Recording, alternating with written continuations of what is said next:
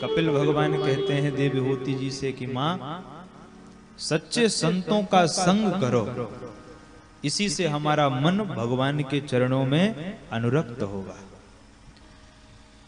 मन ही हमारे बंधन और मोक्ष का कारण होता है। मन एव मनुष्याणाम कारणम बंध मोक्षयो। कैसे? बोले जैसे एक ही चाबी ताले को खोलती भी है और ताले को बंद भी कर देती है। चाबी को इधर घुमाया तो ताला खुल गया, इधर घुमाया तो बंद हो गया।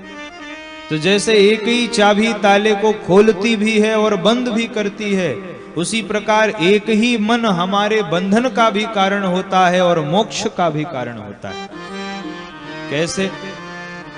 बोले संसार की ओर चला गया तो बंधन का कारण बन गया, और भगवान की ओर चला गया तो मोक्ष का कारण बन गया। अब अगर कामी पुरुषों का संग करेंगे तब तो मन संसार की ओर लगेगा, लेकिन अगर सच्चे संतों का संग करेंगे तो मन भगवान के चरणों में अनुरक्त हो जाएगा।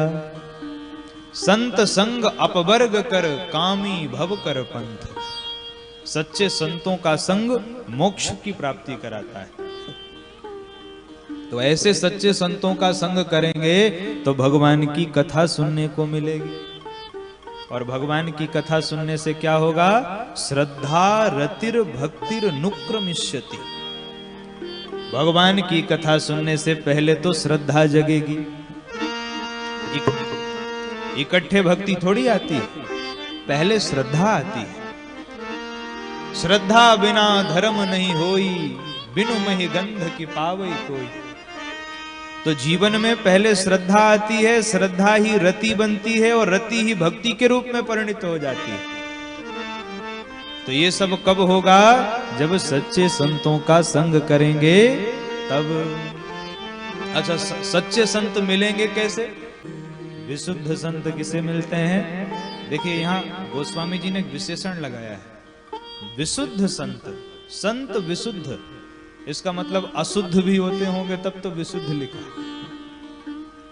तो अशुद्ध संत तो कैसे भी मिल सकते हैं जो केवल वेश बना के घूमते हैं, पर विशुद्ध संत उसी को मिलते हैं जिसके ऊपर भगवान राम की कृपा होती है। महाराज, राम की कृपा हो तो विशुद्ध संत मिलते हैं। और विशुद्ध संत अगर जीवन में आ गए तो संत के आने से भगवान की कथा मिलेगी, और कथा सुनने से पहले श्रद्धा होगी, फिर रति होगी, और फिर हमारे भीतर भगवान की भक्ति जागृत हो जाएगी। देवहूति जी से भगवान कपिल ध्यान योग का वर्णन करते हैं, अष्टांग योग का वर्णन करते हैं। यम नियम आसन प्राणायाम प्रत्याहार धारणा ध्यान और समाधि। देवहूति जी ने भगवान कपिल से कहा कि प्रभु ये बताइए भगवान के भक्त कितने प्रकार के होते हैं? कपिल भगवान ने कहा, मां मेरे भक्त 3 प्रकार के होते हैं, प्राकृत भक्त, मध्यम भक्त और उत्तम भक्त। प्राकृत भक्त वो होता है जो केवल मंदिर में भगवान को माने, बाकी दुनिया में झगड़ा भी करे तो कोई चिंता नहीं करे, केवल मंदिर में भगवान को माने, वो प्राकृत भक्त। कुछ लोगों का स्वभाव भी होता है, मंदिर में 2 घंटा पूजा करते हैं लेकिन झगड़ा जरूर करेंगे, एक दूसरे की चुगली जरूर करेंगे। तो कपिल भगवान कहते हैं ये प्राकृत भक्त हैं, ये शिशु के विद्यार्थी हैं, छोटे हैं। उसके बाद मध्यम भक्त होते हैं। मध्यम भक्त उसे कहते हैं जो मंदिर में भी भगवान को माने और साधु संतों में, महापुरुषों में, माता पिता में भी भगवान का दर्शन करे, वो मध्यम भक्त है। किंतु उत्तम भक्त वह है मां जो जीव मात्र में मेरा दर्शन करे, वह उत्तम कोटि का भक्त है। तो उत्तम भक्त कौन है? बोले उत्तम भक्त वह है जो जीव मात्र में मेरा दर्शन करे। कपिल भगवान कहते हैं मां, व्यक्ति केवल अगर मंदिर की मूर्ति से प्रेम करे और मैंने जिन मूर्तियों को बना करके भेजा है उनसे द्वेष करे तो उसकी पूजा सफल नहीं होती। मंदिर में भगवान की प्राण प्रतिष्ठा भी हम मनुष्यों के द्वारा ही होती है। पर एक बात बताइए, ये जो मूर्तियां बैठी हैं, इन मूर्तियों में किसने प्राण प्रतिष्ठा करी है? भगवान ने करके भेजा है कि नहीं? तो हम अपने द्वारा बनाई गई मूर्ति से प्रेम करें जिसमें प्राण प्रतिष्ठा भी हमने करी, और भगवान के द्वारा बनाई गई मूर्तियों से द्वेष करें जिसमें प्राण प्रतिष्ठा भगवान ने ही करके भेजी है। तो कपिल भगवान कहते हैं, मां ऐसे लोगों की पूजा को मैं स्वीकार नहीं करता हूं। ऐसे लोगों का पूजा पाठ करना वैसे ही व्यर्थ हो जाता है जैसे राख में किया हुआ हवन व्यर्थ होता है। इसलिए हमें भगवान की वह मूर्ति जो हमने बनाई है उससे भी प्रेम करना चाहिए, और ये सब मूर्तियां जो भगवान ने बना करके भेजी हैं इनसे भी हमें प्रेम करना चाहिए। कितना सुंदर वर्णन कपिल भगवान कह रहे हैं। कपिल भगवान कहते हैं, मां मेरी माया का प्रभाव तो देखो।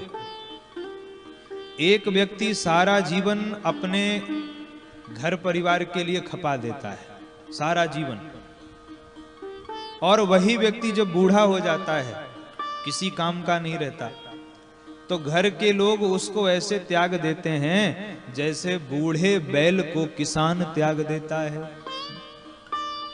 नाद्रियंते यथा पूर्वम कीनासा इव गोजरम। को किसी काम का नहीं रहा तो छोड़ दिया, पर फिर भी उसकी अपने घर परिवार से आसक्ति नहीं टूटती है। मरने के बाद नरक में जाता है, और नरक में जब खूब दंड मिलता है, शुद्ध बुद्ध मुक्त होता है, पुनः संसार में आता है।